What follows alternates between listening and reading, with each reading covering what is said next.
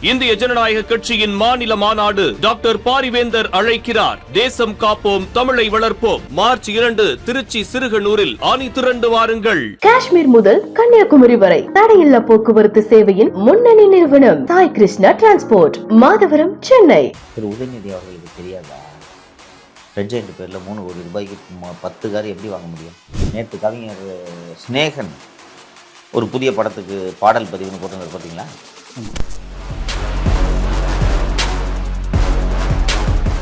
சுயமரியாதை, பகுத்தறிவு அப்படிலாம் பேசிக்கிட்டே கொத்தடி மேலே பார்க்கும். அதுக்கு பிறகு தான் சொல்கிறாங்க, அதுக்குள்ளே ஒரு ஜாஃபருக்கு சர்வதேச போதை மருந்து கடத்து பொருட்களோடெல்லாம் நெருக்கமாக அறிமுகம் எல்லாம் கிடைக்கிறது.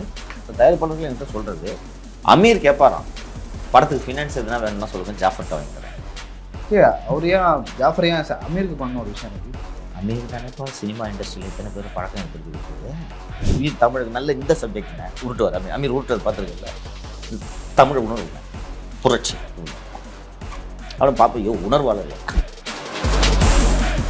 அமீருக்கு சாதிக்கு என்ன பண்ணிட்டு இருந்தான்னு தெரியும்பா. நீங்கள் பேசினவங்களுக்கும் தெரிஞ்சிருக்காது. தெரிஞ்சிருக்கு, மற்றவங்களுக்கு தெரியாமல் இருக்கலாம், அமீருக்கு தெரியும். உதயநிதி மேலே இந்த சார்ஜை வைக்கிறதுக்கு காரணமே he is involved in these things. he is attending rave parties-ன்றது ஊரறிஞ்ச உண்மை. அவர்கிட்ட பேசும்போது என்ன சார் அப்படின்றத கேட்கும்போது ட்ரக்கு தான் பார்த்துக்கிட்டு இருக்கோம் அப்படின்னு. என்ன சார் அது, என்ன சார் ட்ரோனில் போட்டு போகிறாங்க சங்கர் அப்படின்னா, என்ன சார் சொல்கிறீங்க? என்ன அப்படியே பறந்து பொத்துன்னு போட்டு போயிடுவான். ஜாம்பிஸ் ஆகிடுவார்.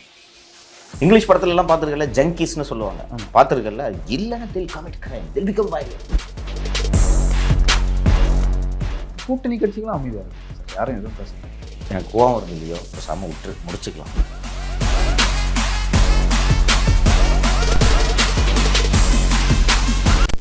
வணக்கம் சவுக்கு மீடியா நேயர்களே. இன்றைய நேர்காணலில் போதைப்பொருள் கடத்தல் தொடர்பாக பல்வேறு விஷயங்கள் குறித்து பேச இருக்கிறோம். வாருங்கள் சார். வணக்கம். வணக்கம் இல்லையோ சார். நம்ம நிறைய ஸ்டோரி பண்ணியிருக்கோம். அந்த மணல் ஆகட்டும், அதே போல் G2 ஆகட்டும், இன்னும் நிறைய ஸ்டோரி பண்ணியிருக்கோம். இப்படி பண்ணும்பொழுது இவர்கள் தான் குற்றவாளி அப்படின்னு சொல்லிட்டு நீங்கள் யூகிப்பீங்க, இப்படி நடந்துக்கு தவறுனா இவங்க தான் குற்றவாளி அப்படின்னு சொல்லிட்டு. ஆனால் இந்த போதை மருந்து கடத்தலில் ஒருவர் இருக்காரு, அவர் தான் தப்பு பண்ணார். ஆனால் உதயநிதி அதுக்கு உடந்தையாக இருந்தார் அப்படின்னு சொல்லிட்டு ஒரு விஷயத்த சொல்கிறீங்க. இது வரைக்கும் எந்த ஆதாரங்களும் சிக்கலை. அப்படி இருக்கும்போது வெறுமனே உதயநிதி அவர்களை குற்றம் சாட்டுறதை எப்படி எடுத்துக்கிறது? எத்தனையோ கட்சியில் மூத்தவர்கள் இருக்கையில் சென்னையில் முன்னாள் எம்எல்ஏ திரு ஜெயன் பழகன் இறந்த பிறகு மாவட்ட செயலாளர் பதவி காலியாகும் போது அந்த இடத்துக்கு திரு உதயநிதி அவர்கள் தேர்ந்தெடுத்து நியமித்தது திரு சிற்றரசுவை. அதுவரை திரு சிற்றரசு யார் என்பது திமுகலே பல பேருக்கு தெரியாது. திரு சிற்றரசு அவர்கள் உதயநிதிக்கு மிகுந்த நெருக்கம் என்பது எல்லாருக்கும் தெரியும். கட்சியில் உதயநிதி இல்லைன்னா சிற்றரசு அந்த பதவிக்கு வந்திருக்க முடியாதுன்றதும் எல்லாருக்கும் தெரியும். திமுக மாவட்ட செயலாளர் பதவிகள் எவ்வளோ முக்கியன்றது எல்லாருக்கும் தெரியும். கிட்டத்தட்ட மந்திரிக்கு நிகரான அதிகாரங்கள் உண்டு. குறுநில மன்னர் மாதிரி அந்த அளவுக்கு அதிகாரம் படைத்த ஒரு பதவி அது. அந்த பதவிக்கு இவர் திரு சிற்றரசுவை ஏன் தேர்ந்தெடுத்தார் உதயநிதி என்ற ஒரு கேள்வி இருக்கிறது. அங்கே தான் திரு உதயநிதி அவர்களுக்கும் சிற்றரசு அவர்களுக்கும் இருக்கக்கூடிய நெருக்கமும் தொடர்புகளும் வெளியே வருகிறது. உதயநிதி இந்த ஆட்சி வந்த பிறகு உதயநிதி ஃபவுண்டேஷன் என்ற ஒரு அறக்கட்டளையை, தொண்டு அறக்கட்டளையை தொடங்கினார் என்பது உங்களுக்கு தெரியும். இந்த தொண்டு அறக்கட்டளைக்கு 2-3 பேர் பணம் டொனேட் பண்ணியிருக்காங்க. அண்ட் ஏற்கனவே லைக்கா நிறுவனத்திலிருந்து 1 கோடியோ 1.5 கோடியோ அது அறக்கட்டளைக்காக செலவு செய்தாலும் கூட அமலாக்கத்துறை சோதனை செய்து அந்த அக்கௌண்ட்டை ஃப்ரீஸ் பண்ணாங்கன்றது உங்களுக்கு நினைவு இருக்கும். அந்த அறக்கட்டளைக்கு சாதிக்கிடமிருந்தும் பணம் சென்றிருக்கிறது. அதே போல் திரு முதல்வர் அவர்களை சந்தித்து சாதிக்கு பணம் கொடுத்தது உங்களுக்கு தெரியும். அடுத்தபடியாக திரு உதயநிதி அவர்களை சந்தித்து இயக்குனர் அமீரோடு போய் நிதி கொடுத்தது நமக்கு எல்லாருக்குமே தெரியும். அந்த அடிப்படையில் இன்னொன்று, சாதிக்கு கட்சியில் என்ன பேருன்னு கேட்டால் யார் பணம் வேணும்னு கேட்டாலும் கொடுப்பார், எவ்வளோ வேணாலும் கொடுப்பார். இது கட்சியில் எல்லாருக்கும் தெரிஞ்சது. சாதிக்கிட்ட நன்கொடை வாங்காத நபர்களே கிடையாது. உதயநிதிக்கும் இது தெரியும். கட்சிக்கு பல இடங்கள்லேருந்து பணம் வரும், டாஸ்மாக் காசு வரும், மணல் காசு வரும், ரியல் எஸ்டேட் காசு வரும், எல்லா காசும் வரும். இப்போ ஒரு வயசான தம்பதி ஒரு இடத்துல இருக்காங்க, ஒரு 2 கோடி ரூபாய் வீட்டில் வச்சுருக்காங்கன்னா அவங்கள போய் கொன்னுட்டு பணத்தை எடுத்துகிட்டு வந்து கட்சிக்கு ஒருத்தன் கொடுக்குறான்னு அதையும் வாங்கி போட்டுக்கிட்டிங்கன்னா உங்களுக்கு அந்த குற்றத்தில் உடந்தை இல்லையா? ஆனால் அந்த காசோட பின்னணி தெரியும்னா என்ன சார்? தெரிஞ்சுக்கணுங்க. எல்லாத்தையும் வாங்கிடுவீங்களா? பிஜேபி தொழிலதிபர் ஒரு 2 கோடி ரூபாய் கொடுக்குற உதயநிதி வாங்கி வரா? கடந்த காலங்களில் வாங்கியிருக்கிறீர்கள். இப்போது ஒரு பான் பராக வியாபாரி கொடுத்தா வாங்கிப்பீங்களா? பான் பராக தமிழ்நாட்டில் தடை செஞ்சுருக்கு, வாங்கிப்பீங்களா? இல்லை. இங்கே ஆன்லைன் ரம்மி தடை செய்யப்பட்டிருக்குன்னு நினைக்கிறேன். ஆன்லைன் ரம்மிக்காரன்ட்ட கேட்டால் கொடுப்பான், 5 கோடி கூட கொடுப்பான், வாங்கிப்பீங்களா? அதெல்லாம் வாங்கிக்க மாட்டீங்க. இது எப்படி வாங்குறீங்க? உதயநிதிக்கு தெரியாமலும் இருக்கலாம், நான் அதை மறுக்கலை. ஆனால் ஒருத்தன் கேட்கும் போதெல்லாம் கோடிக்கணக்கில் அள்ளி தரானே, யார் சும்மா கொடுப்பா? ஏது ஒருத்தன்ட்ட பணம்? எப்போ கேட்டாலும் கட்சிக்காக தூக்கி ஒருத்தனால எப்படி பணம் கொடுக்க முடியும்? இதனை யோசிக்கணுமா வேணாமா? யோசிக்கணும் சார், நிச்சயமாக யோசிக்கணும். இப்போ இங்கே வேலை பார்த்துட்டு இருக்க, உனக்கு எவ்வளோ சம்பளம்னு தெரியும். திடீர்னு உனக்கு 3 லட்ச ரூபா சம்பளம் கொடுத்தா கேட்பேன், எது கொடுக்குறீங்க சார்? எது கொடுக்குறேன்னா நீ வாங்கிப்ப, எனக்கு தெரியும். கேட்க மாட்டேன், எதுக்குன்னுலாம் கேட்க மாட்டேன். யோசிப்பல்ல. ஆனால் எங்கே இருந்துச்சு இவருக்கு திடீர்னு போன மாதம் வரைக்கும் ஒரு ஹைக்கு கேட்டால் கொடுக்க மாட்டேன்றாரு, ஒரு வருஷம் போட்டுன்றாரு, இப்போ என்ன திடீர்னு தூக்கி அள்ளி கொடுக்குறாரு? அல்லது நான் ஆடம்பரமாக படோடாபமாக இருக்கேன்? பார்த்தோன்னே என்ன போன வாரம் வரைக்கும் இப்படி தான் வந்துட்டு இருந்தார், இன்றைக்கி என்ன திடீர்னு இவரோட போக்கே வேறு மாதிரி இருக்குது. இந்த கேள்வி இயல்பாக எல்லாருக்கும் வரும் இல்லை? வரும். இப்படிப்பட்ட கேள்வி தான் ஜி ஸ்கொயரிலும் நமக்கு வந்தது. 3 கோடி ரூபாய் கடனில் இருக்கிற ஒரு நிறுவனம் திமுக ஆட்சிக்கு வந்த உடனே எப்படி 8000 கோடி பிஸ்னஸ் பண்ணுது? இந்த சந்தேகம் தானே இதில் உதயநிதி அவர்களுக்கு வர வேண்டுமா வேண்டாமா? ரைட்டு. இது ஒரு திமுக ஒரு 75 ஆண்டு கால பாரம்பரியமிக்க கட்சி. நான் ஏற்கனவே சொன்னது போல் மாவட்ட செயலாளர் உள்ளிட்ட எந்த பதவிகளும் திமுகவில் அத்தனை எளிதாக வந்து விடாது. பகுதி செயலாளர் இருக்கிறவன் இதுக்கு நான் 10 வருஷம் போராடி இந்த பதவிக்கு வந்தேன்னு சொல்கிறத பார்த்துருப்பீங்க. பகுதி செயலாளருக்கு அடிதடி நடந்திருக்கா இல்லையா? நடந்திருக்கு. அப்படி இருக்கும்போது ஓவர்சீஸ் யூனிட்டோட துணை அமைப்பாளராக நீங்கள் இவர் எப்படி போடுறீங்க? நீங்கள் எல்லாமே ஒன்றா இன்ட்ராக்ட் பண்ணிட்டு இருக்காள் தானே. எனக்கும் பார்ட்டிக்கும் சம்மந்தம் இல்லைன்னு உதயநிதி சொல்ல முடியுமா? இது எல்லாவற்றையும் விட மிக முக்கியமாக உதயநிதி என்ன டீ டோட்டலரா? சொல்லுப்பா. அது உதயநிதிக்கு தான் சார் தெரியும். உனக்கு தெரியாது, கேள்விப்பட்டதே இல்லை. உதயநிதி டீ டோட்டலர் இல்லை, he's a regular party quire. எல்லாருக்கும் தெரியும். அண்ட் வாட் இஸ் ஹேப்பனிங் இந்த பார்ட்டிஸ்ன்றதும் தெரியும் எல்லாருக்கும். ஹவு லாங் திஸ் பார்ட்டிஸ் கோஸ்ன்றதும் தெரியும். What is happening in the private rave பார்ட்டிஸ்ன்றதும் நமக்கு தெரியும். இந்த செட்டு பசங்க எல்லாம் நான் சொல்கிறது 2006 திமுக ஆட்சியிலே இதெல்லாம் நடந்தது ஞாபகம் இருக்கா? நம்மளே பேசியிருக்கோமே. தி பார்க் ஹோட்டலுக்கு போயிட்டு அங்கே ஏதோ தரேன்னு சொன்ன வாசலை இடிச்சாங்கன்னு பேசியிருக்கோமா? பேசியிருக்கோம். உதயநிதி இருந்தாரா இல்லையாங்க? நான் சொல்கிறது 2006 ஆட்சி 18 வருஷம் ஆகிப்போச்சு. மாசு அப்போ வந்து மேயர் இருந்தார். மாசு மேயர். அப்போ போனவர் இப்போ என்ன தெரிஞ்சிட்டாரா? இன்னும் நிறைய தெரியும். இன்னும் டெய்லி என்னென்ன பண்ணுறான்றது என்னால் சொல்ல முடியும். தெரிஞ்சு தான் சொல்கிறேன், ஆதாரம் இல்லாமல் நான் குற்றம் சாட்டவில்லை. நீ தான்ப்பா பொறுப்பு. இந்த ஆஃபீஸுக்கு நான் தான் சீவனை, இந்த ஆஃபீஸ்க்கு நடத்துக்கிறதுக்கு நான் தானே பொறுப்பு. லீவ் எழுத மாட்டாங்க, எனக்கு தெரியாது, நான் சொல்ல முடியுமா? முடியாது. உனக்கு எங்கேருந்து வேர் ஃப்ரம் யூ ட்ரா பவர்ஸ்? இப்படி ஒரு நிறுவனம் இருக்கிறதுனால, ஸோ இப்படி ஒரு கட்சி இருக்கிறதுனால தானே ஜாஃபர் சாதிக்குக்கும் பவர் கிடைக்குது, அதிகாரம் கிடைக்குது, சிற்றரசுக்கு கிடைக்குது, மற்ற எல்லாருக்குமே எப்படி கிடைக்கிறது? திரு உதயநிதி அவர்கள் எப்படிப்பட்டவர் என்பதை குடியரசுத் தலைவர் வாக்கெடுப்பின் போது எத்தனை மணிக்கு வந்து ஓட்டு போட்டார் ஞாபகம் இருக்கா? எங்கே இருந்தார்? தாய்லாந்து. இதுதானே இவரோட பின்புலம். ஜாஃபர் சாதிக்கிட்ட பணம் வாங்காத கட்சிக்காரங்களே கிடையாதுன்றாங்க தம்பி. எல்லாம் வாங்குவாங்க. எஸ். என்னன்னு சொல்லிட்டு வாங்க, அவர் கொடுத்த கணக்கெலாம் அண்ணே மாநாடு வச்சுருக்காங்கண்ணே, இல்லை தலைவர் கல்யாணத்துக்கு வராது பேனர் வைக்கணுண்ணே, இந்த ஒரு 20 லட்சம் வச்சுக்கோ, கேட்க மாட்டார். இதுக்கு இப்போது ஒருத்தன்ட்டு கொடுக்குறான்னா வாங்கி கட்சி நடத்துவீங்களா? யார் எதுக்கு கொடுக்குறான்னே தெரியாது. அப்படித்தான் இவர்கள் இருந்திருக்கிறார்கள். மணல் காசுன்னு கொண்டு கொடுத்தா வாங்கிப்பாங்க. அண்ணே டாஸ்மாக் காசு இந்தா, இது ரியல் எஸ்டேட் காசு இந்தா, இது ரெஜிஸ்ட்ரேஷன் டிபார்ட்மெண்ட் டபுள் டாக்குமெண்ட் போட்டு ஃப்ராடுத்தனம் பண்ணி வந்த காசு கொண்டா.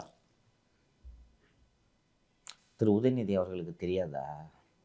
ரெட் ஜெயண்ட் பேரில் 3 கோடி ரூபாய்க்கு 10 கார் எப்படி வாங்க முடியும்? எப்படி வாங்க முடியும்? எங்கேருந்து வரும் இதுக்கான பணம்? இவங்கெல்லாம் எப்படி வாழ்கிறார்கள்ன்றதெல்லாம் பார்க்குறோம் நம்ம. இதுக்கெல்லாம் எங்கேருந்து வரும்? உதயநிதி எல்லாருக்கும் காலையில் இருந்துச்சோன்னா வேலைக்கு போகணும். உதயநிதி டெய்லி 10 மணிக்கு செக்ரட்டரி போகிறாரா? போகிறதில்ல. ஃபஸ்ட்டு உதயசூரியனின் வாரிசு உதயசூரியனை பார்த்தே பல வருடங்கள் ஆகிறது. அது தெரியுமா உனக்கு? காலைல 10 மணிக்கு போய் உதயநிதி எழுப்புனா மிட் நைட்டில் போய் எழுப்புறீங்கன்னு கோவப்படுவார். வாட் நான்சென்ஸ், 10 மணி ஆகுது, மிட் நைட், இடியட் அப்படின்னார். அவருக்கு தெரியாது, அவர் எனக்கு இதை பற்றிலாம் எதுவுமே தெரியாதுன்னா உன் கட்சிக்கார தானே பண்ணுறான். யார் பொறுப்பு? ஜாஃபர் சாதிக்கு மாட்டின உடனே வேக வேகமாக டிஸ்மிஸ் செய்கிறீர்கள். அமைப்பு விதிகளில் இடமே இல்லை என்றால் கூட டிஸ்மிஸ் செய்கிறீர்கள். இவ்வளோ நாள் என்ன பண்ணிட்டு இருந்தீங்க? அவனை கூப்பிட்டு வீட்டுக்குள்ளே விட்டுருக்கீங்களேப்பா. நேற்று கவிஞர் ஸ்னேகன் ஒரு புதிய படத்துக்கு பாடல் பதிவுன்னு போட்டிருந்தார் பார்த்தீங்களா? ஆமாம். ஏஆர் ரஹ்மான் மியூசிக்கல், கிருத்தியா இருந்தாங்க கூட. அந்த படத்தை தயாரிக்கிறது ஜாஃபர் சாதிக்கு தெரியுமா? இன்னொன்று சொல்கிறேன், மாயவலைன்னு ஒரு படம் வருதா ஜாஃபர் சாதிக் தயாரிப்பில். ட்ரக் பஸ்ட் நடக்கிறதுக்கு ஒரு நாள் முன்னாடி செண்பகமூர்த்தி மாயவலையை ரெட் ஜெயண்ட் டிஸ்ட்ரிபியூஷனுக்காக படம் பார்த்தாரு தெரியுமா? ஒருத்தன் வர்றான்ப்பா புதுசாக, சின்ன பையனாக இருக்கான் பார்க்குறதுக்கு, கட்சியில் போஸ்டிங் வாங்கிறார். அப்படி என்னப்பா பண்ணுறேங்கன்னா, இல்லைன்னு ஒரு 4 படம் தயாரிச்சுக்கிட்டு இருக்கேன், அமீர் டைரக்ஷன். அந்த மங்கை, மாயவலை, இன்னும் 2-3 பேர் இருந்துச்சு. இறைவன் மிகப்பெரியவனு அவங்க ப்ரொடக்ஷன், இன்னும் ஒரு படம் அது ஒன்று. எப்படிப்பா திடீர்னு என்னப்பா பண்ணிட்டு இருந்த நீ அப்படி கேட்டாலே முடிஞ்சு போச்சா? ஒன்றும் இல்லை, யாருப்பா அவன், இந்த யாரோ ஜாஃபர்னு சொல்கிறாங்க, இன்னும் 4 படம் எடுக்கிறான், என்னென்ன கொஞ்சம் செக் பண்ணுங்கள், தெரிஞ்சிடாதா? 5 நிமிஷம் ஆகுமா? ஆனால் செக் பண்ண கூட தோணலை தானே.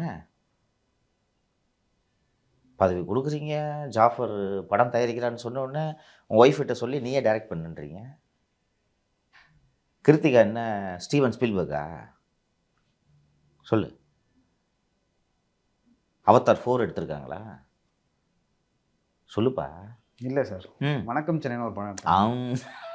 எப்படிப்பட்ட இட்டு தெரியுமா அது? இந்த குடும்பத்தை சேர்ந்தவங்களாம் கோஸ்ட் டைரக்ஷன் தான் பண்ணுவாங்க, தெரியும், ஊருக்கே தெரியும். அப்படிப்பட்ட கிருத்திகா உதயநிதியை நம்பி நான் பணம் இன்வெஸ்ட் பண்ணுறேன்னு சொல்லிட்டு ஒருத்தன் வந்து கொடுக்கும்போதே சந்தேகம் வரணுமா வேணுமா? வரணும். 4 படம் எடுத்து முடிச்சுட்டு 5ஆவது படம் ஏஆர் ரஹ்மான் மியூசிக்கல். யோசிக்க மாட்டீங்களா நீங்கள்? பெரிய தயாரிப்பு நிறுவனமான லைக்கா இன்னைக்கு படம் எடுக்க பணம் இல்லாமல் ரெட் ஜெயண்ட் கிட்ட ஃபினான்ஸ் வாங்கிட்டு இருக்கு தெரியுமா? லைக்கா 6 படம் எடுக்கிறதுல பெரிய படம், இந்தியன் 2, அஜித் படம், ரஜினி படம். ஆமாம். 6 படம் எடுக்கிறாங்களா? 6 படத்துக்கும் ஃபினான்ஸு ரெட் ஜெயண்ட் தெரியுமா? லைக்கா கிட்டே பணம் இல்லை. புதுசாக ஒருத்தன் வந்து எப்படிப்பா 4 படம் ஒரே நேரத்தில் 4 படம், ஏற்கனவே 2-3 படத்துக்கு ஃபினான்ஸ் பண்ணி அப்படியே நின்று போச்சு. அவர் கண்டுக்கவே இல்லை, போயிட்டு போகுது. அவரை கூட்டு போய் டிஜிபி கிட்ட இப்போது உதயநிதி சொல்லாமல் அல்லது திமுக தலைமையில் இருந்து யாரும் சொல்லாமல் ஜாஃபர் சாதிக்க சங்கர் ஜிவால் பார்த்துட்டு வர முடியாது சார். ஒரு ஸ்ட்ராங்கான ரெக்கமெண்ட் இருக்கும். உதயநிதியாலும் தெரிஞ்சு தானே பார்க்குறாரு. அப்போ இவருக்கு சம்மந்தம் இல்லைன்ட்டு எப்படி சொல்கிற? இன்றைக்கி பிடிச்சாங்களா புதிய எக்ஸ்பிரஸில்? ஆமாம். எவ்வளோ, 30 kilo 300 kilo? 30 kilo. 30 kilo. Of late ரீசெண்டாக தமிழ்நாடு தொடர்பு படுத்தி ஏகப்பட்ட ட்ரக் பஸ்ட் நடந்துட்டு இருக்கு, தெரியுதா? தெரியும். அவன் நேற்று பேசணுமே, 2 நாட்களுக்கு முன்பாக குஜராத் அருகே சிக்கி அந்த 2200 கிலோ 3000 கிலோ, அது 3000 கிலோ வந்து மாற்றுவதற்காக அவர்கள் தேர்ந்தெடுத்த இடம் தமிழகம் என்பது தெரியுமா? ஆமாம், நியூஸில் அப்படி தான் போட்டிருந்தேன். இன்னொரு புது ஐட்டம் ஒன்று சொல்கிறேன். 3 மாதங்களுக்கு முன்பாக ராமநாதபுரம் மரைக்காயர் பட்டினத்தில் இரவு நேரத்தில் ஹை வேல்யூ கன்சைன்மெண்ட்டு, எக்ஸாக்டாக அமௌண்ட் தெரியல, ஒரு பெரிய அமௌண்ட்டு பிடிபடுகிறது.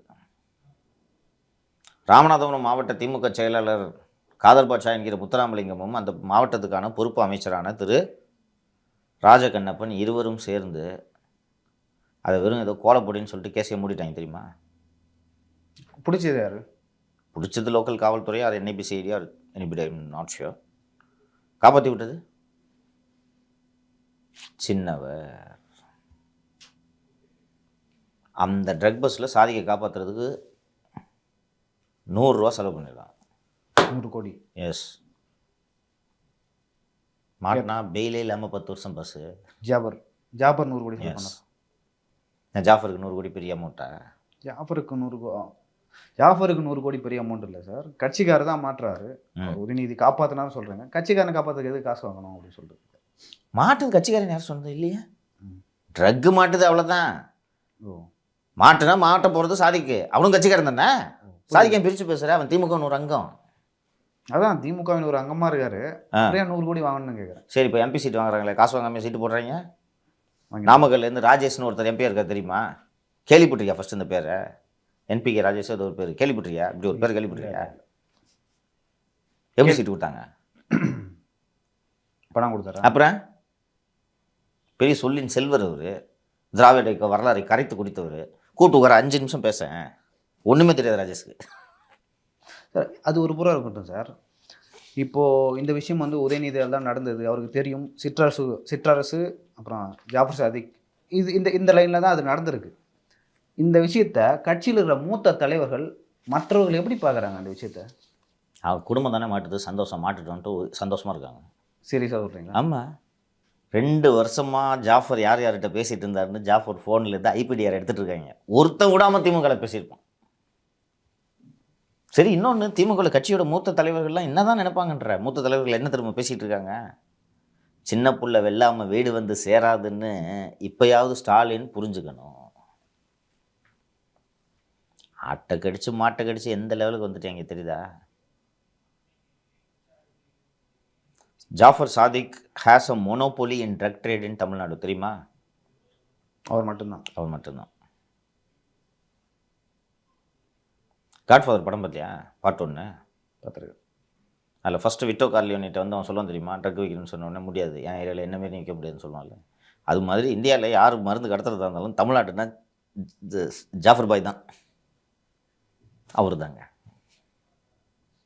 ஆக்சுவலாக தமிழ்நாட்டிலேருந்து வெளிநாட்டுக்கு போச்சு.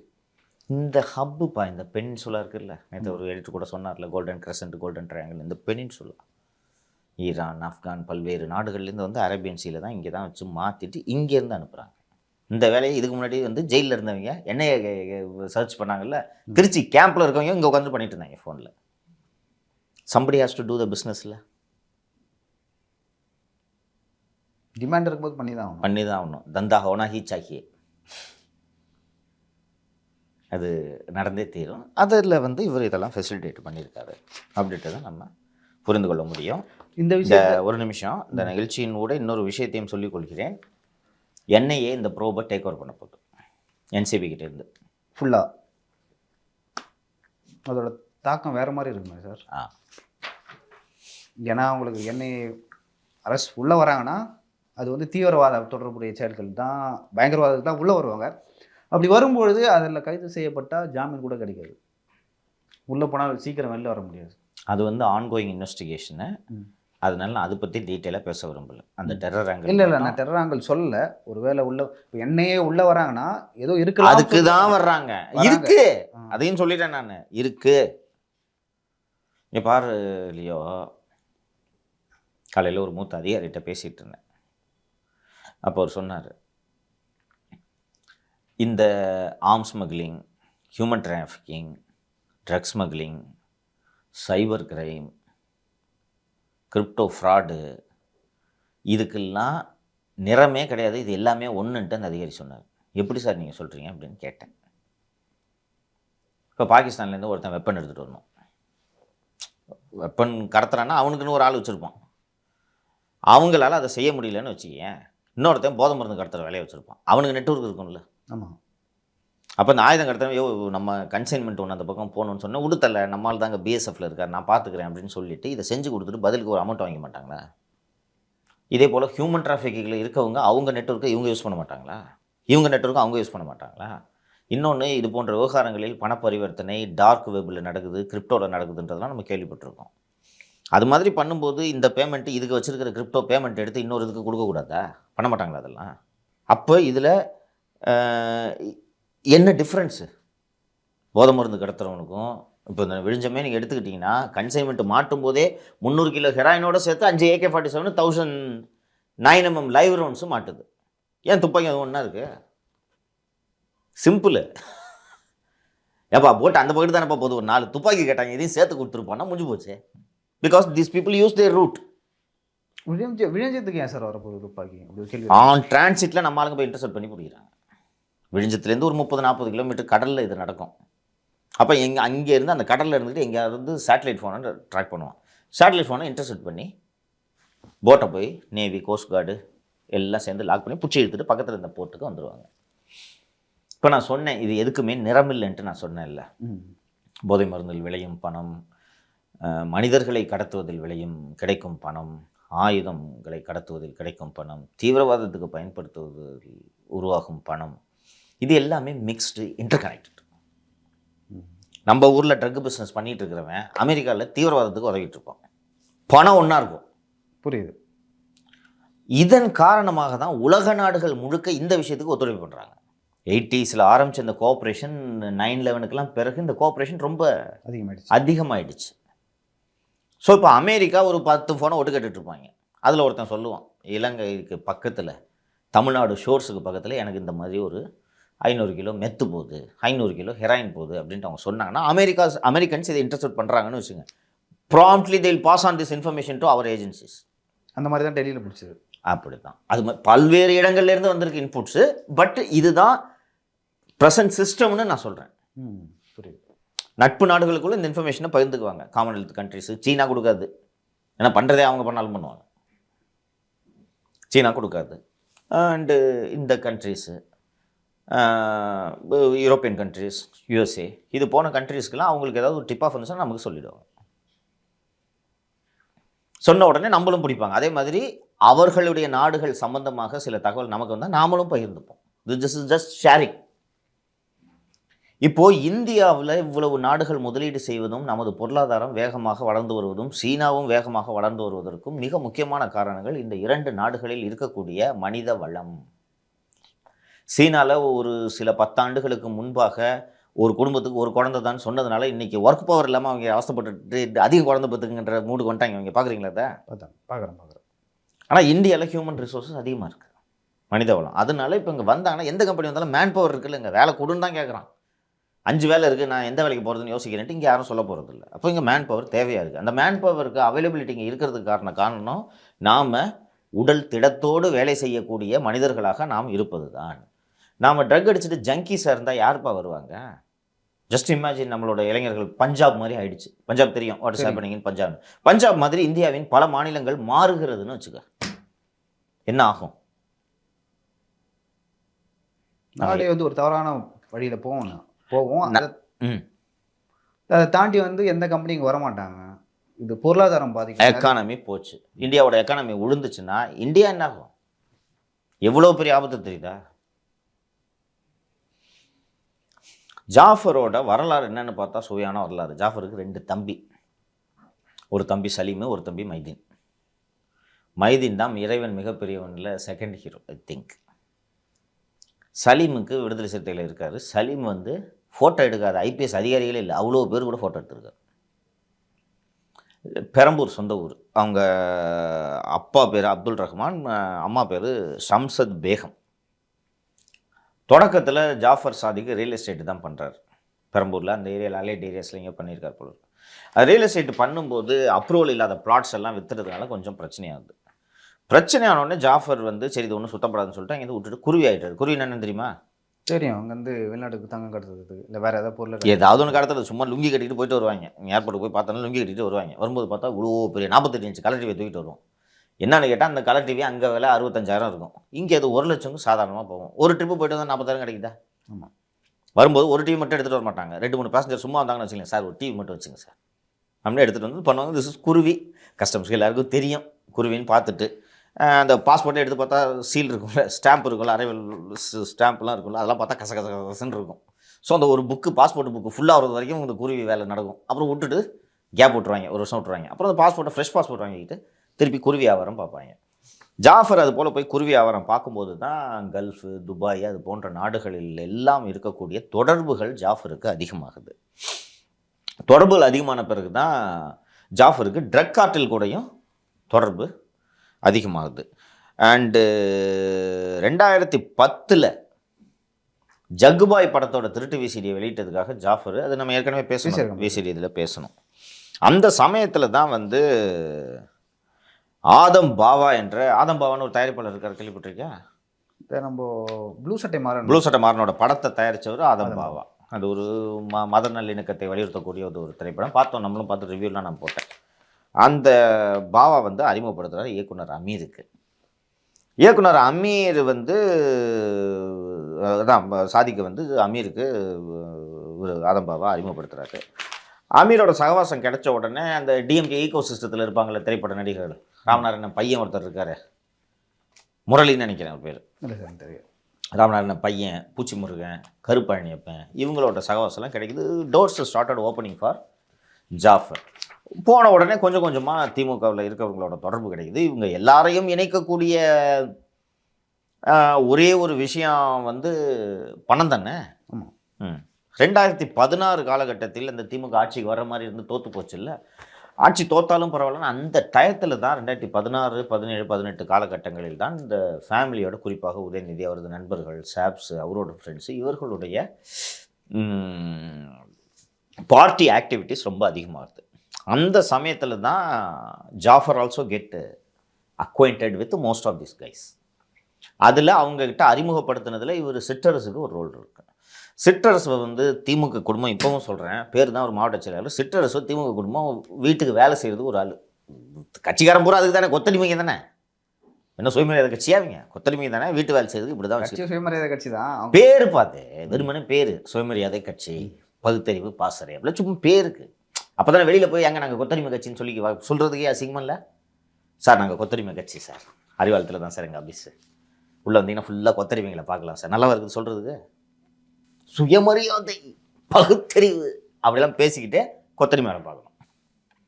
ஸோ செல்வ மாதிரியே இவர் திரு சிற்றரசு அவர்களையும் இப்படி தான் பயன்படுத்துகிறாங்க. இன்னொன்று, சிற்றரசு போன்ற நபர்களோட நிலைமை யோசிச்சு பாருங்க.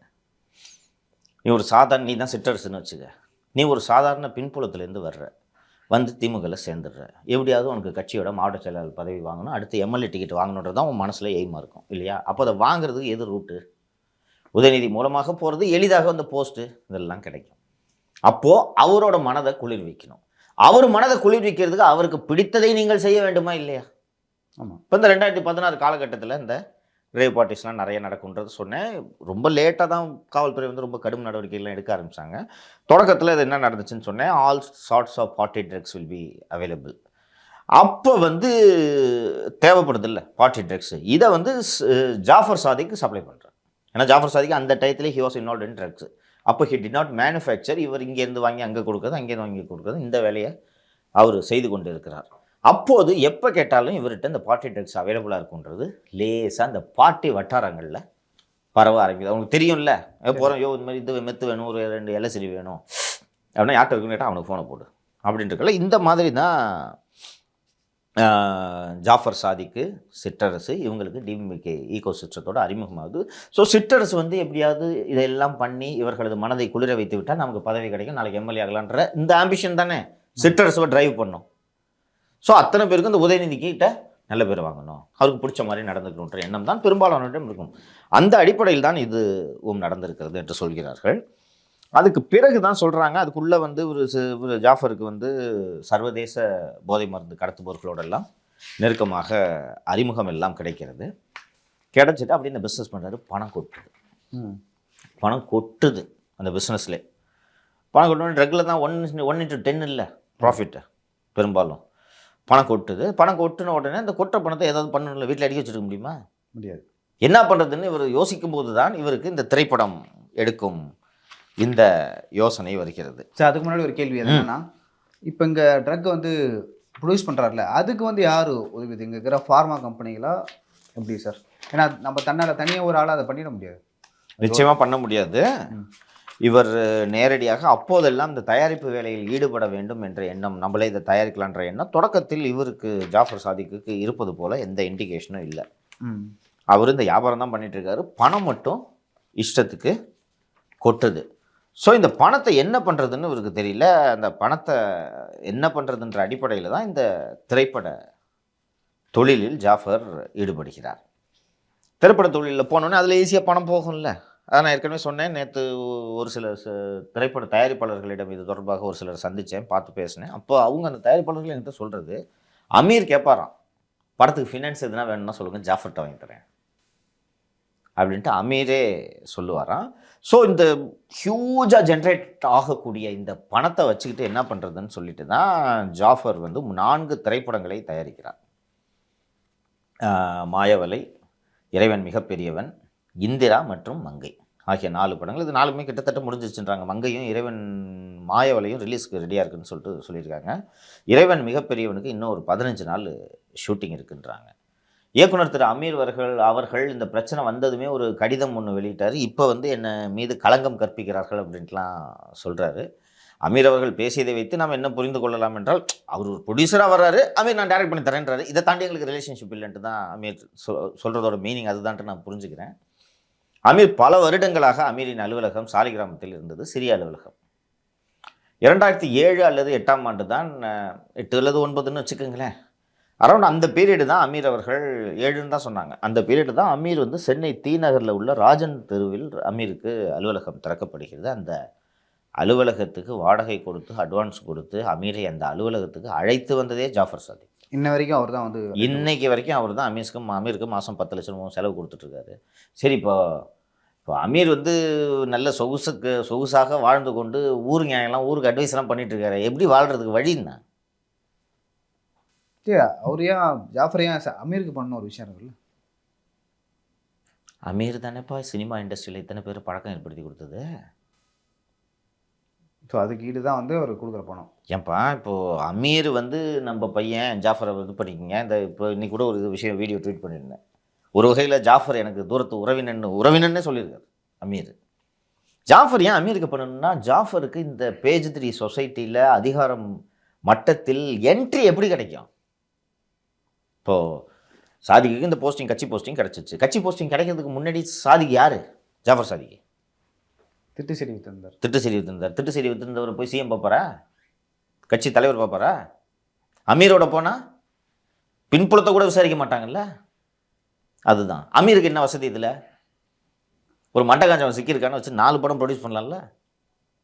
ஏற்கனவே எடுத்து ஓடாமல் இருக்கிற படத்துக்குலாம் எப்போ கொஞ்சம் அதில் ஃபண்டு ஷார்ட்டேஜ் ஆகுது, கொஞ்சம் ஃபண்டு பண்ணுன்னு சொல்லலாம்ல. நான் அந்த கடந்த முறை பேசும்போது சொன்னேன்ல, அச்சமில்லைன்ற ஒரு படத்துக்கு 80 லட்ச ரூபா சாதிக்கு ஃபண்டு பண்ணியிருக்காருன்னு சொன்னேன்ல. இப்போ 4 படம் எடுத்திருக்காரு. பருத்தி வீரனை தவிர அமீர் எடுத்த ஹிட்டு படம் ஏதாவது ஒன்று சொல்லு. பெருசா இல்லை சார். இல்லை, அது என்ன பெருசு சிறுசு? ராமன் ஒரு படம் வந்து சார், அமீர் படம் நல்லா இருக்கும், பட் நல்லா இருக்கு படம். பெரிய வியாபார ஹிட்டுன்னு அதை சொல்ல முடியாது, நல்ல படம் அவ்வளோதான். அது ஆவரேஜ்னு சொல்லுவாங்களே, ஆவரேஜ் வகையில் தான் அந்த வரும். யுவன் சங்கர் ராஜா மியூசிக்கல்னு நினைக்கிறேன். பாட்டுலாம் ரொம்ப நல்லாயிருக்கும். அது ஆவரேஜ் மூவி அவ்வளோதான். வேற அவர் பேசியது ஃபர்ஸ்ட் படம் ஆவரேஜ் ஹிட்டு தான், பிரம்மாண்டமான ஹிட்டுன்ட்டு. இல்லை, பருத்தி வீரனுக்கு அப்புறம் நீங்கள் சொல்கிற மாதிரி எதுவும் இல்லை, அது முன்னாடி இருக்கு, எதுவும் இல்லை. ஆனால் பருத்தி வீரனுக்கு பிறகு எனக்கு தெரிஞ்சு குறைஞ்சது 15 படம் டைரக்ட் பண்ணியிருப்பார். இதில் 5 தான் வெளியில் வந்திருக்கும். முதல்ல ஏன் சார் வெளில வரல? மற்ற படங்கள்லாம் ஏன் வெளில வரல? ஒரே ஒரு உதாரணம் மட்டும் சொல்கிறேன். உயிர் தமிழுக்குன்னு ஒரு படத்தை ஆதம்பாவா தயாரிக்கிறாரு. 2 கோடி பட்ஜெட்டில் தொடங்கப்பட்ட படம். இது வரைக்கும் செலவு எவ்வளோ இருக்குது சொல்லு? ஒரு 4-5 கோடி. 13. எஸ். என்னப்பா பார்க்குறேன்? இன்னும் அந்த படமும் வெளில வரல, இன்னும் வராது. ஏன், என்ன காரணம் சார்? அதான்ப்பா, இப்போ அமீர் லைஃப் ஓட்டணும்.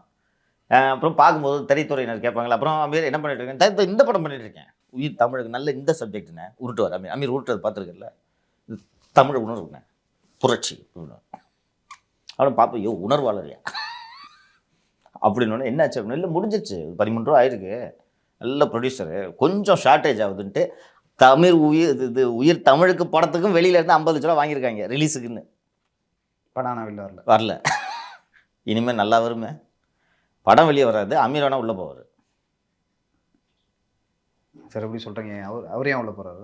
ஏன்பா எதுவுமே தெரியாதுன்ற 2007 இவர் கூட தான் சுற்றிட்டு இருக்கிறீங்க. உங்களுக்கு ஆஃபீஸே அவர் தான் பார்த்து கொடுத்துருக்காரு. மாதம் செலவு காசு கொடுக்குறாரு.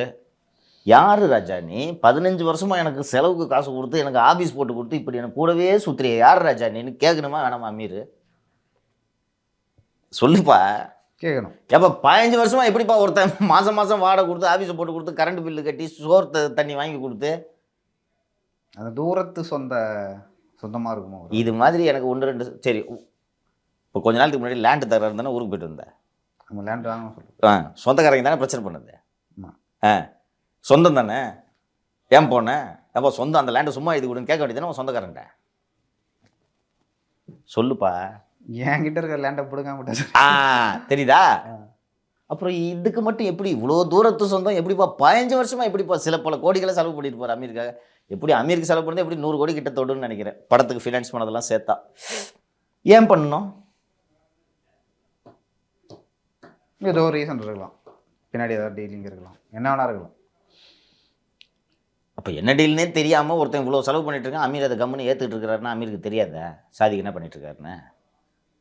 நான் சொல்கிறேன், இண்டஸ்ட்ரியில் இருக்கவங்ககிட்ட பேசினேன், ப்ரொடியூசர்ஸ்லாம் பார்த்தேன்னு சொன்னேன்ல, அமீருக்கு சாதிக்கு என்ன பண்ணிட்டு இருந்தான்னு தெரியும்பா. நீங்கள் பேசினவங்களுக்கும் தெரிஞ்சிருக்கு. மற்றவங்களுக்கு தெரியாமல் இருக்கலாம், அமீருக்கு தெரியும்.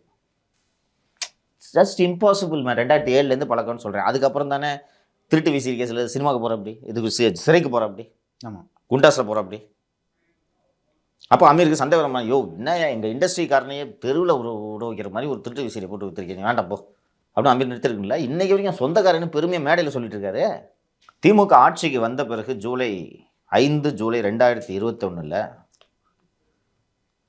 838 அண்ணா சாலை KAJ பிளாசா என்ற முகவரியில் கத்தீப் அப்துல் ஜலீல் மற்றும் ஷாகுல் ஹமீத் ரஜப் ஃபாத்திமா ஆகிய இருவர் சேர்ந்து ஜே ஸ்கொயர் ஃபார்மா என்ற நிறுவனத்தை தொடங்குகிறார்கள்.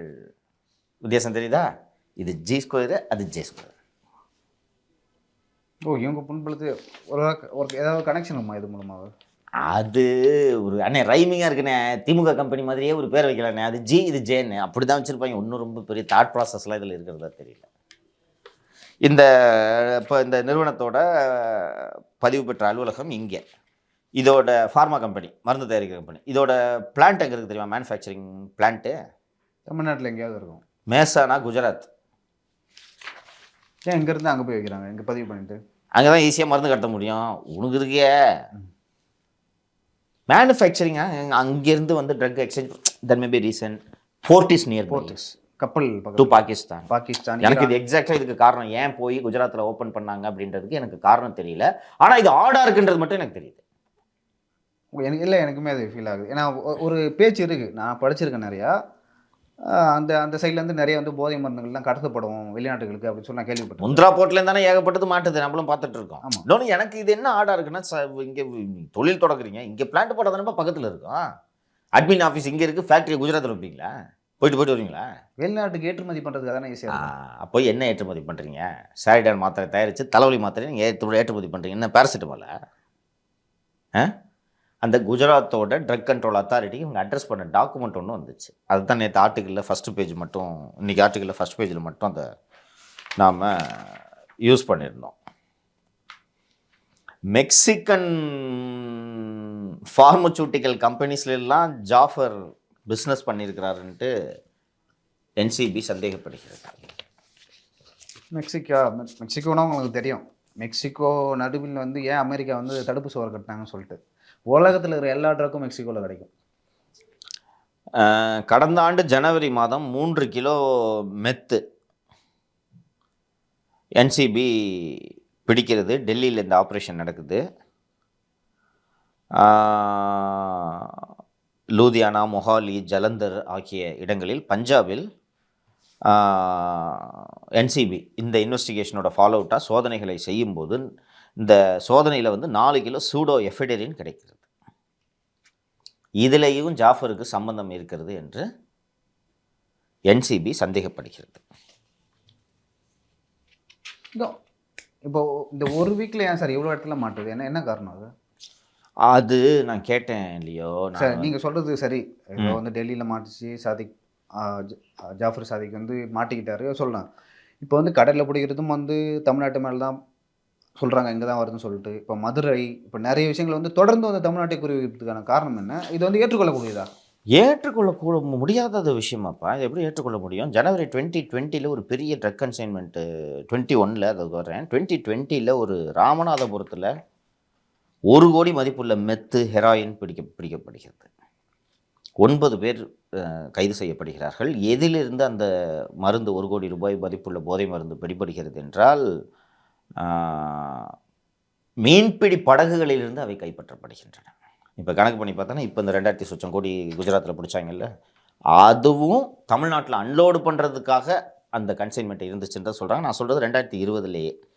அது போக இது உங்களுக்கு ஞாபகம் இருக்கும்னு நினைக்கிறேன், இந்தியாவோட பிக்கஸ்ட் ட்ரக் ஹால்னு சொல்லிட்டு 21,000 crores மதிப்புள்ள ஒரு ட்ரக் ஹாலை வந்து DRI செப்டம்பர் 2021ல் முந்த்ரா போர்ட்டில் பிடிக்கிறாங்க. அது அந்த கன்சைன்மெண்ட்டு யாருக்கு உரியது, யாருக்கு who is suppose to take delivery of this கன்சைன்மெண்ட்னு பார்த்தோன்னா, சென்னையில் வலசராவத்தில் விருகம்பாக்கத்தில் இருந்தாங்க ஒரு கப்பல். மச்சாவரம் சுதாகர் மற்றும் துர்கபூர்ணா வைஷாலி ஆகிய 2 பேர் இங்கே குஜராத் இங்கே இருந்தாங்க. அந்த கோடவுனும் வலசராவத்தில். அதுக்கப்புறம் அவங்களோட கோடவுன் வேறு, அது தொடர்பான அட்ரஸ் இன்னொன்று விஜயவாடாவில் இருந்துச்சு. கேட்டால் இந்த கப்பல் அங்கே வந்து பிஸ்னஸ் பண்ணிட்டுருந்துன்றாங்க. அது ஒரு சென்னை லிங்க்கு ஆகுதா. அதுக்கு பிறகு இப்போ இந்த ரீசெண்டாக பிடிச்சது 27th February அன்னைக்கு 3000 கிலோ ட்ரக்ஸ் பிடிபடுகிறது. அந்த ட்ரக்ஸை பிடிபட்ட பிறகு NCBயோட deputy director general operations Gyaneshwar சிங்ன்றவர் பேசும்போது என்ன பண்ணுறாரு, நாங்கள் பிடித்த இந்த படகு காலை 5 மணி முதல் 7 மணிக்குள் செவ்வாய்க்கிழமை அன்று தமிழகத்தில் இந்த கன்சைன்மெண்ட்டை இடமாற்றி விடுவதற்காக அவர்கள் திட்டமிட்டிருந்த போது நாங்கள் இடைமறித்து பிடித்து விட்டோம்னு அந்த NCBயோட டெப்யூட்டி டைரக்டர் ஜெனரல் ஆப்ரேஷன் சொல்லிட்டு இருக்காரு. நேற்று இந்த டீட்டெயில் சொன்னேன், இந்த லைலா காலேஜ், இந்த பிரியாணி மேட்ரு, இது பிரியாணி கடை, இந்த இதெல்லாம் சொன்னேன். சப்சிக்வெண்ட்டாக நமக்கு வந்த தகவல், நுங்கம்பாக்கத்தில் மட்டும் பிரியாணி கடையோட பிரான்ச் இல்லை, மொத்தம் 3 பிரான்ச் இருந்திருக்கு. மூலக்கடை, வலசரவாக்கம் மற்றும் நுங்கம்பாக்கம் ஆகிய இடங்களில் இந்த பிரியாணி கடை தந்தாங்க. 3மே இப்போது மூடப்பட்டு இருக்கிறது. அண்டு அதான் ஜாஃபரை வந்து திமுக சட்ட வட்டாரத்தில் என்ன சொல்கிறாங்கன்னா, ஜாஃபர் வந்து ஒரு ATM மாதிரி, எப்போ பணம் போய் கேட்டாலும் ஜாஃபர் கொடுப்பாருன்றாங்க. இப்போ அடிஷ்னலாக NIA ஏன் உள்ளே வருகிறது என்று கேட்டால், நான் சொன்னேன் ஒரு பீரியடில் எந்த மாதிரியான சூழல் ஏற்படுகிறது என்றால், ஜாஃபர்கிட்ட பணம் கொட்டி கிடக்குது, என்ன பண்ணுறதுன்னு தெரில, யார் கேட்டாலும் கொடுக்குறார். இதில் ஒரு பகுதியாக ஜாஃபர் அவர்கள் தமிழகத்தில் உள்ள அனைத்து மதராசாக்கள், அரபிக் கல்லூரிகள், அரபிக் காலேஜஸில் NIA இப்போ ரீசெண்டாக ரைட் நடந்துச்சு, உங்களுக்கு ஞாபகம் நினைக்கிறேன், 2 weeks வித்தின் 2 weeks இது நடந்துச்சு. அரபிக் கல்லூரிகள், இது போக முஸ்லீம் அவுட்ஃபிட்ஸ், TNTJக்கு பணம் போயிருக்கிறதுக்கான எவிடன்ஸ் எடுத்திருக்காங்க. இது எதுக்கு, ஜாஃபர் ஏன் இவங்களுக்கு ஏன் இப்படி கொடுக்குறாரு அப்படின்னு கேட்கும்போது, ஒருவேளை ஜாஃபருக்கு நாளை சிக்கல் ஏற்பட்டால் சமுதாயம் தன் பின்னால் நிற்கும்னு ஜாஃபர் நம்புகிறார். PJ கிட்ட இவரை அழைத்து சென்றதில், ஜாஃபரை PJ கிட்ட அறிமுகம் செய்தல் நிச்சயமாக அமீருடைய பங்கு இருக்கும் என்று நான் ஊகிக்கிறேன். எனக்கு ஸ்பெசிஃபிக்காக அதை பற்றி இன்ஃபர்மேஷன் தெரியல, ஊகிக்கிறேன். என்ன காரணம்னா, ஒரு முறை விஜய் டிவியில், இந்த ஞாபகம் இருக்கா இல்லையன்றவங்க தெரில, விஜய் டிவியில் ஒரு முறை புர்கா அணிவது நல்லதா கெட்டதான்னு நீயா நானா விவாதம் நடந்துச்சு. ஷூட்லாம் நடந்து முடிஞ்சிருச்சு. ஸோ அந்த நீயா நானா நிகழ்ச்சியில் இந்த மாதிரி போட்டு ஷூட்டு முடிஞ்சிச்சு. It was about to be telecasted in a week or 2. திடீர்னு விஜய் டிவி ஆஃபீஸ்க்கு TNTJ தமிழ்நாடு தௌஹீத் ஜமாத் மெம்பர்ஸ்கிட்ட இருந்து தெரியும், தினமலர் ஏகப்பட்ட பேர் மாட்டிருக்காங்க. ஃபோனு மேலே ஃபோனாக வந்த உடனே தி ட்ராப்டு தி ப்ரோக்ராம். வெளியில் யாருக்கும் தெரியாது. PJ வீடியோஸ்லாம் வெளியிட்டிருப்பார் தெரியுமா, நடுவில் ஒரு கான்ட்ரவர்சியில் மாட்டினார். அதுக்கு பிறகு தான் வீடியோ போடுறதெல்லாம் நிறுத்தினா. அதுக்கு முன்னாடி வரைக்கும் ரெகுலராக ஒரு வீடியோஸ் பப்ளிஷ் பண்ணிகிட்ருப்பார் அவரோட பேஜ்லேயே. அப்போ இது போல் ஒரு வீடியோ பப்ளிஷ் பண்ணும்போது அவரே கிளைம் பண்ணுறார், இந்த மாதிரி நீயா நான் உங்களை வந்து புர்கா போடலாமா வேணாமான்னு இது பண்ணிட்டு இருந்தாங்க, பேசலாம், புர்கா போடலாமா வேணாமான்றது விவாதிக்கக்கூடிய விஷயம் தான், ஆனால் அதை நாங்கள் தான் விவாதிப்போம், நீங்கள் விவாதிக்கக்கூடாது. அப்புறம் நம்ம பையன் தான் ஃபோன் பண்ணி சொன்னேன், அத்தா இந்த மாதிரி ப்ரோக்ராம் போடுறாங்க அத்தான்னு சொன்னேன். நீ உடுப்பா நான் பார்த்துக்கிறேன். அப்புறம் நான் பசங்கிட்ட கூப்பிட்டு சொன்னேன், அதெல்லாம் அப்புறம் பார்த்துட்டு நிப்பாட்டிட்டாங்கன்ட்டு ஒரு பெருமையாக கிளைம் பண்ணார். இதை வந்து அவர் பிஜேவே பதிவு பண்ண வரலாறு. ஸோ இவர் தான் பிஜேக்கு வந்து இதை அறிமுகப்படுத்தி வச்சாரா அப்படின்றதெல்லாம் வந்து உறுதியாக சொல்வதற்கில்லை. ஸோ என்ன வந்து இப்போது ஏஜென்சிஸ்கிட்டேருந்து பேசும்போது நமக்கு கிடைத்திருக்கக்கூடிய தகவல் என்னென்னா, லெஃப்ட் ரைட்டு சென்டர்னு திமுகலேருந்து பலர் பணம் வாங்கியிருக்காங்க. நீங்கள் சொல்லலாம், நீ கேட்குற கேள்வி, தொடக்கத்தில் கேட்ட கேள்வியை நான் வந்து மறுக்கிறேன். எப்படி சார் இதுக்கு முகாந்திரமே உதயநிதி பொறுப்பாக முடியும்? அவருக்கு தெரியுமானா தெரிஞ்சிருக்கணும். சேலம் மாநாடு நடக்குது, ரஃப்பாக பேசுவோமே, 25 crores செலவாயிருக்குன்னு வச்சுக்கலாமா? 25 crores. அந்த 25 crores யார்ப்பா கொடுத்தது? கட்சியிலேருந்து செலவு பண்ணுறது. சரி, கட்சிக்காரனுக்கு எங்கேருந்து வந்துச்சு? மணலில் வாங்கியிருப்பான், டாஸ்மாகில் வாங்கியிருப்பான், 2 டெண்டரில் வாங்கியிருப்பான்னு சொன்னால் சரி, தவறுக்குள்ளே போல கடந்து போகக்கூடியது. அவன் இங்கே தான் வாங்கினான்றது உங்களுக்கு எப்படி தெரியும்? ஆமாம், எங்கே இருந்து வேண்டாலும் அது வந்திருக்கலாம். இப்படி எங்கேருந்து வந்துச்சுன்னு தெரியாமல் வாங்கி வச்சு தானேப்பா கலைஞர் டிவியில் 200 கோடி கொடுத்துட்டு அத்தனை வருஷம் அவசரப்பட்டீங்க. அதில் ரிலீஸ் கிடச்சிது, இதில் கிடைக்குமா? இப்போது ஒரு இளைஞர் இருக்கிறார், அவருக்கு இந்த மது போன்ற எந்த போதை பழக்கமும் கிடையாதுன்னு வச்சுக்கோங்களேன். அவர் மேலே இந்த சார்ஜ் வைக்க முடியாது. உதயநிதி மேலே இந்த சார்ஜை வைக்கிறதுக்கு காரணமே he is involved in these things. he is attending rave parties-ன்றது ஊரறிஞ்ச உண்மை. அவரே ஒத்துக்கிட்டு இருக்காரு பல நேரத்தில். ஜெயலலிதா பெண்ணு நம்மளே பேசியிருக்கோம்ல, அரட்டையில் பேசியிருக்கோம். இங்கேருந்து சுவிட்சர்லாந்து போவார், சுவிட்சர்லாந்து போகிறதே பார்ட்டி பண்ணுறதுக்கு. ஆனால் அந்த சுவிட்சர்லாந்து போகிறதுக்கு முன்னாடி ஒரு பார்ட்டி, சுவிட்சர்லாந்து போயிட்டு வந்த பிறகு இன்னொரு பார்ட்டி. எதுக்கு? இப்போவும் நடந்துட்டு இருக்கு. நான் சொல்கிறது மிகைப்படுத்தல் இல்லை. சாப்ஸ் இது மாதிரி எத்தனை பார்ட்டியில் பார்த்துருக்கேன்னு சொல்லியிருக்காங்களா? Chops is a frequent visitor to radio room and other puffs. தெரியும்ல?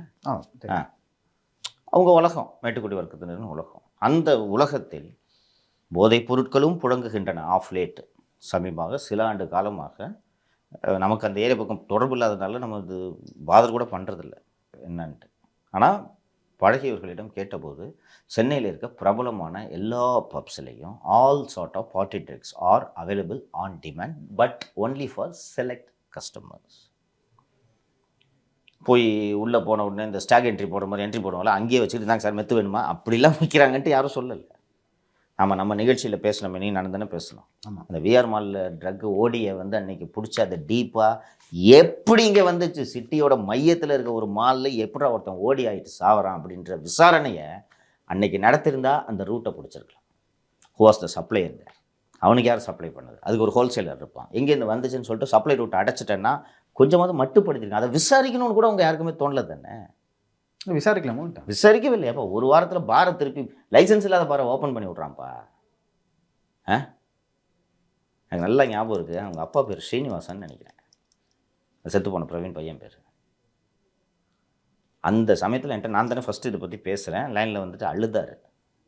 அன்றைக்கி வாங்க எடுத்துக்கிட்டு ஒரே புள்ள போல இருக்கு, அவன் தான் பிரெட் வினிங் மெம்பர் போல இருக்கு அந்த ஃபேமிலிக்கு, வேறு யாருமே இல்லைன்னாங்க.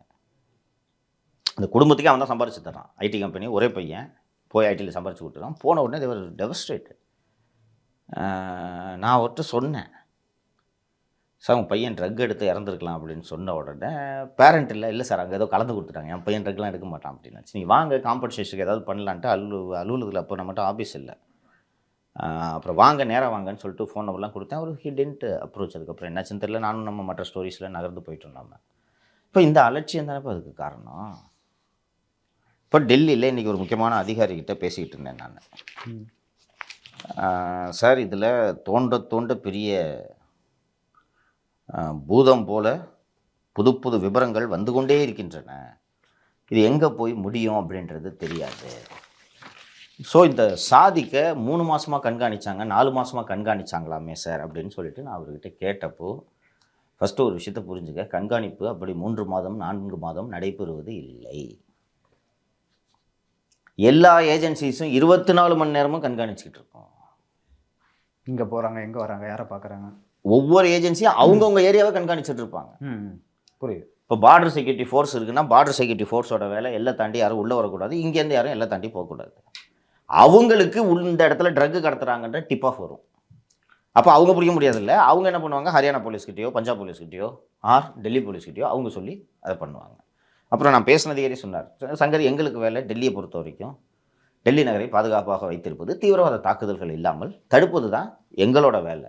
ஆனால் எங்களுக்கு போதை மருந்து கடத்தல டிப் ஆஃப் வரும். வரும்போது நாங்கள் என்ன பண்ணுவோம், ஒன்று நாங்களே பிடிப்போம், அப்படி இல்லைன்னா என்சிபிக்கு நாங்கள் தகவலை சொல்லுவோம். சொல்லிட்டு உலகம் பூரா இதுதான் நடைமுறைன்றார். சிஏஏ இருக்காங்க, சிஏஏ இன்டர்நேஷ்னல் கம்யூனிகேஷன்ஸை மானிட்டர் பண்ணிருப்பாங்க. இந்த முந்தா நாள் 27 பிடிச்ச அந்த 3000 கிலோ ட்ரக் போஸ்ட்டில் துராயா சேட்டலைட் ஃபோன் யூஸ் பண்ணியிருக்காங்கன்ட்டு அந்த டிஜி டெப்யூட்டி டைரக்டர் ஜெனரல் சொல்லியிருப்பாரு. ஸோ இது மாதிரி எல்லாரும் மானிட்டர் பண்ணிட்டு இருப்பாங்க கம்யூனிகேஷன்ஸை. இப்போ சிஏஏவுக்கு ஒரு தகவல் வருது, திருகோணமலை பக்கத்தில் ஆர் இந்த இந்திய தீபகற்பத்துக்கு பக்கத்தில் ஒரு இடத்துல இப்போ இந்த குஜராத்தில் பிடிச்ச மாதிரி விழிஞ்சமில் பிடிச்ச மாதிரி ஒரு பெரிய ட்ரக் கன்சைன்மெண்ட் வருது அப்படின்னு சொல்லும்போது அவங்க ஏன் இந்த அலர்ட்டை கொடுக்குறாங்கன்னா அதில் வெப்பன் கூட இருக்கலாம், ட்ரக்கும் இருக்கலாம். நான் தான் தொடக்கத்திலே சொன்னாலே இந்த ட்ரக் மணி தான் பல்வேறு வடிவங்களை எடுக்குதுன்னு போது அவங்க ஸ்பேரே பண்ண மாட்டாங்க. ட்ரக் வெப்பன் எது வந்தாலும் புடி, அவ்வளோதான், நீ கடத்துற ரைட்டா, அவ்வளோதான். ஸோ இது மாதிரி டிப் ஆஃப் வரும். சிஏஏ டிப் ஆஃப் கொடுக்கும், யூரோ யூனியன்லேருந்து யூரோ போலீஸ் சொல்லுவாங்க 5 ways டிப் ஆஃப் வரும். நீ இதுலேயே பார்த்தன்னா கெனடியன் பிரைம் மினிஸ்டர் அமெரிக்காவில் அந்த நிஜார் அசாசினேஷன் நடந்தப்போ எனக்கு 5 ways கொடுத்துச்சு இன்ஃபர்மேஷன் சொல்லி ஞாபகம் இருக்கா?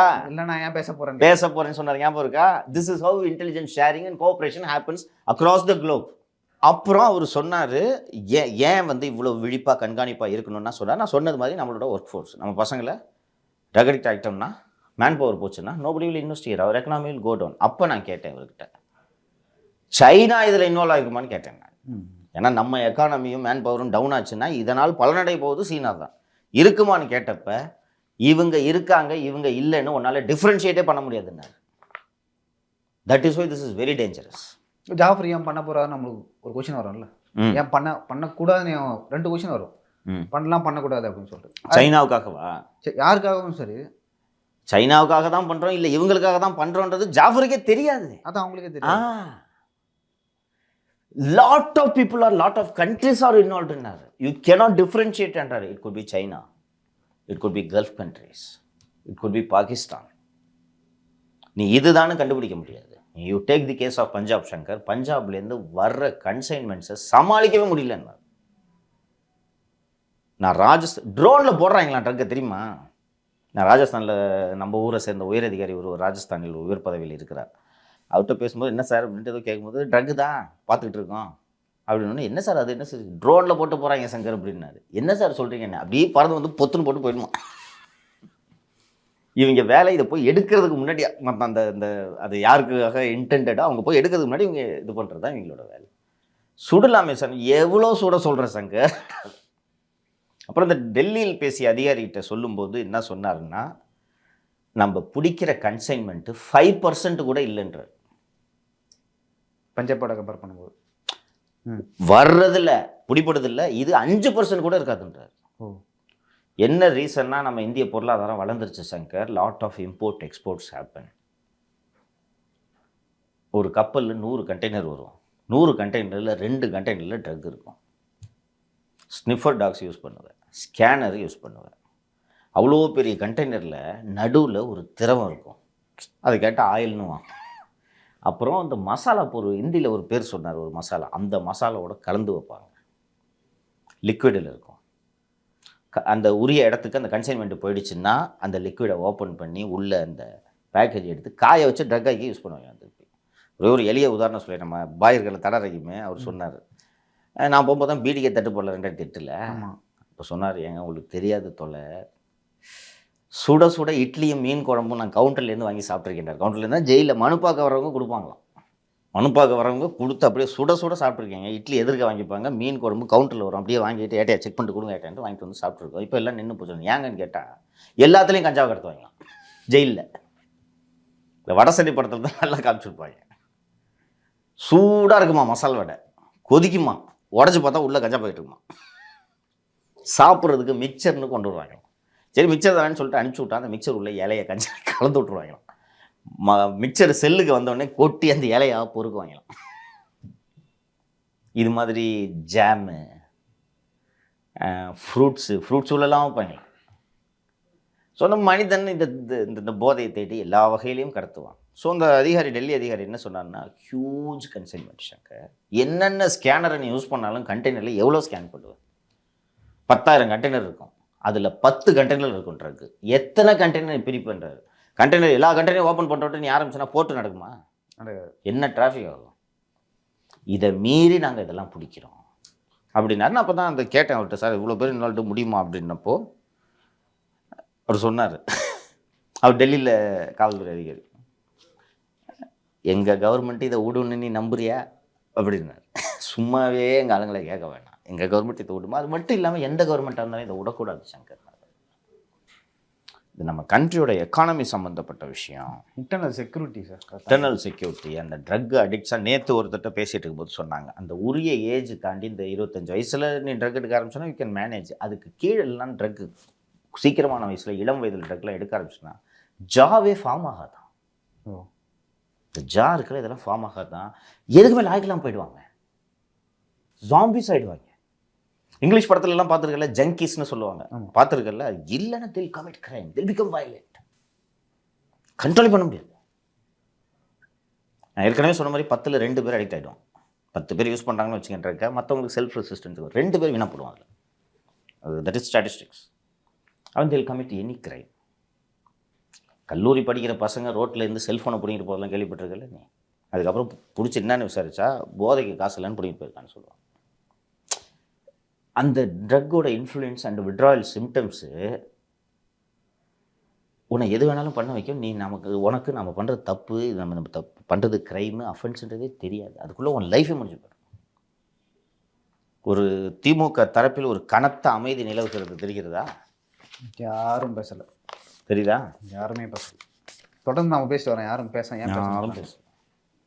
ஊடகங்களின் வாயை அடைத்து விட்டால் இதை விட்டு விடுவார்கள்னு நினைக்கிறாங்க. நான் சீரியஸாக சொல்கிறேன் லியோ, இந்த ட்ரக் பஸ்ட் ஆச்சு இல்லை, this is going to be the election issue. உனக்கு இன்னும் கல்யாணம் ஆகல, உன் கல்யாணம் ஆகி உன் பிள்ளை நாளைக்கு காலேஜுக்கு போகும்போது உன் பிள்ளை ட்ரக் அடிக்ட் ஆகிட்டான்னு கேள்விப்பட்டா எப்படி இருக்கும் உனக்கு? ரொம்ப கஷ்டமாக இருக்கும். எல்லா தாய்மார்களுக்கும் தானே. ஆமாம், எல்லா தாய்மார்களுக்கும் ட்ரக் அடிக்ட் ஆகி நீ வீணாக போனோன்னா பேரண்ட்ஸால் தாங்க முடியுமா? அதை முடியாது. ஆல்கால் தான் சரி பண்ணிடலாம், அதை குடிச்சிட்டே குடிக்காதுன்னு சொன்னாங்க. இது என்ன யூஸ் பண்ணேன்னு தெரியும், வீட்டில் திருடுவாங்க. இந்த ட்ரக் அடிக்ஸோட சிக்கல்லாம் கேட்டேன், எதை திருடுறோன்னு தெரியாது, திருடுவாங்க. இது நிச்சயமாக தேர்தலில் ஒரு இஷ்யூவாக மாறப்போகுது. அந்த சமயத்தில் இன்னும் பூம் பண்ணுவாங்களா? யார்? சென்ட்ரல்லேருந்து. சென்ட்ரலில் விசாரணை இது பண்ணி தானேப்பா ஆகணும். 2 வருஷமாக ஜாஃபர் கூட யார் யார் பேசிகிட்டு இருக்காங்க, யார் யார் ஜாஃபர்கிட்ட பணம் வாங்கினாங்கிறது எடுத்து தானே ஆகணும். ஃபினான்ஷியல் டாக்குமெண்ட்ஸும் கிடச்சிருச்சு, எடுத்து தானே ஆகணும். டெரர் ஆங்கிள் இருக்குதுன்னு சொன்னேன், டெரர் ஆங்கிள் ப்ரூவ் பண்ணி தானே ஆகணும். எப்படி இது முடியும்? கண்ட்ரியோட ஸ்டெபிலிட்டி சம்மந்தமான விஷயம் இல்லையோ இது. நோ கவர்மெண்ட் இல்லை அல்ல. என்ன காங்கிரஸ் கவர்மெண்ட் இருந்தால் மட்டும் பரவாயில்ல கடத்திட்டுங்க, கூட்டணி கட்சின்னு விட்டுருவாங்களா? 2Gவே காங்கிரஸ் கட்சி தானேப்பா பிடிச்சது. அதனால் this is going to be huge crisis for the government. BJP இந்த இஷ்யூ எப்படி சார் பார்க்குறாங்க? Very serious, very serious. இன்றைக்கி அண்ணாமலை இதோட 4வது முறை பேசிட்டாருன்னு நினைக்கிறேன் ட்ரக்கு பற்றி. அவங்களும் இது ட்ரக்குன்னு எடுத்துட்டாங்க, இவங்களும் எடுத்துட்டாங்க. நோபடி வில் அக்ரி வித் ட்ரக்குப்பா. வேறு ஏதாவது பண்ண தங்கங்க கடத்துறான். திமுகவே அதை அக்ரி பண்ணல, நல்லா அமைதியாக இருக்காங்க. இல்லைன்னா ஏதாவது பேசியிருப்பாங்கல்ல, டிஃபெண்ட் பண்ணிருப்பாங்க. இல்லை என்னன்னு போய் defend. This is going to prove very costly for the day. இது எந்த மாதிரியான விளைவுகளை வந்து திமுகவுக்கு ஏற்படுத்தும் சார்? ஒரு ஷார்ட் டேர்மில் கேட்கல, ஒரு லாங் டேர்மில். லாங் டேர்மில் பணத்துக்காக எந்த எல்லைக்கும் திமுக தலைவர்கள் செல்வார்கள்ன்றதில் போய் முடியும்.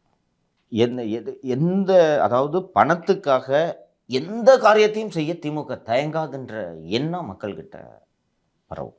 நிச்சயமாக அதை எதிர்கட்சிகள் அதை உறுதி செய்யும். பிஜேபி பண்ணுறாங்கன்னு கேட்டேன். பிஜேபி மட்டும் இல்லை, ஏடிஎம்கேயும் பண்ண போகுது. திங்கட்கிழமை அதிமுக ஆர்ப்பாட்டம் வைத்திருக்கிறார்கள், தெரியும், மாவட்ட தலைநகரங்களில். என்ன ஆக போகுதுன்னு பாருங்கள்.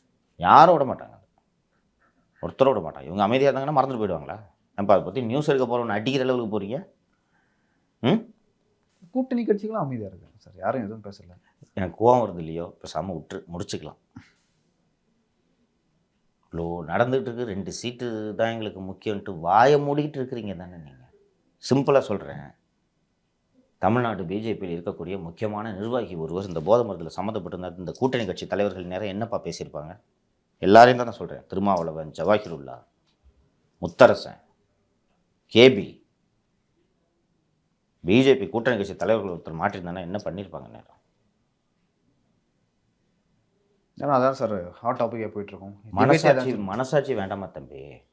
மனசாட்சி வேண்டாம்? எதுக்கு அமைதியாக இருக்குதுன்னு ஒரு விவசாய இல்லை?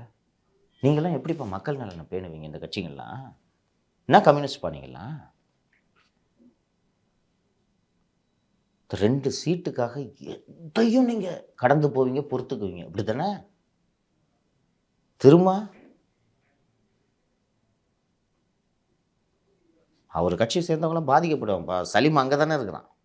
அதான் அமைதியாக இருக்கு. சலீம் அப்ஸ்காண்டிங்க கட்சியிலேருந்து நீக்காம வச்சுருக்காங்களா? அப்போ ஒப்புக்கொள்கிறார் திருமாவளவன்?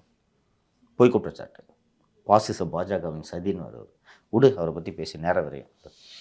அவர் கட்சி என்ன பண்ணுன்றது அவருக்கு தெரியும். பதில் சொல்லிட்டோம். எனக்கு கூட்டணி கட்சிகளிலும் மீதெல்லாம் எனக்கு மிகுந்த வருத்தம். கேட்கணும்ப்பா, நான் தான் கூட்டணியாக இருந்தாலும் என்ன வேலை பார்த்து? இந்த சமூக பிரச்சனை சார், சமூக பிரச்சனை எக்ஸ்ட்ரீம்லி பேட், அன்ஃபர்கிவபிள். இது கிரைம்னு கூட நான் அதை சொல்ல மாட்டேன். திஸ் இஸ் சின். சின்னு தான் அது, கிரைம் இல்லை, இது சின். சரிங்க சார். இப்போ தான் விசாரணை நடந்து கொண்டு வருகிறது. ஸோ இது வரைக்கும் வந்து நம்மளுக்கு வந்த தகவல் தான் பேசணும். இனிமேல் வந்து நிறைய தகவல்கள் வந்து கொண்டே இருக்கும். இது நிற்காது. எனக்கு தெரிந்த வரையில் வந்து தேர்தல் வரைக்குமே இதோட தாக்கம் தமிழ்நாட்டில் இருக்கும். ஏன்னா இதை பொறுத்து கூட தேர்தலோட முடிவுகள் மாறலாம். ஸோ வெயிட் பண்ணுவோம், பார்க்கலாம். உங்கள் கருத்துக்கு ரொம்ப நன்றி. தேங்க்யூ.